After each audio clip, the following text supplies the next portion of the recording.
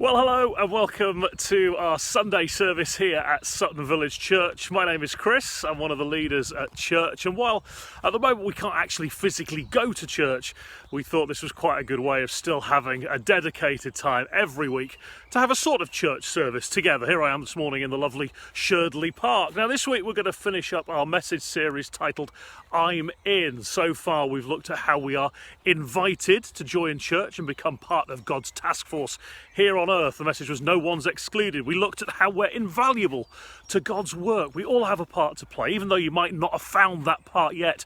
There's still time. And last week we looked at the idea we can be influential for God through everything we do. We need to show others how living the Christian life is something to savour, to take encouragement from, and it's a lifestyle that needs to shine brightly in what can often feel like a very dark world. And that leads me very nicely into what I'm calling a tenuous theological analogy. So prepare yourself. Here comes a tenuous theological analogy warning.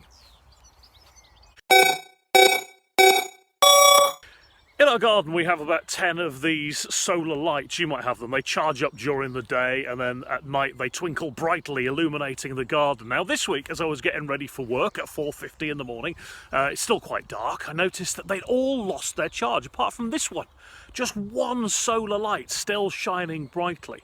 And why do you think it is that that one was still shining so brightly? Well, it's because it's never in the shade. It's the one that spends the most amount of time with the sun. What do we need to do as people if we want to shine more brightly in this world?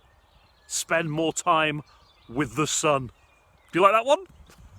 Okay, so we've done invited, invaluable and influential, and this morning we're going to look at the idea of being invested in church. More on that later, plus we're going to spend some time reflecting on what it was like for some of our church family on VE Day as we join in with the 75th anniversary commemorations this weekend. But first, as always, let's sing together.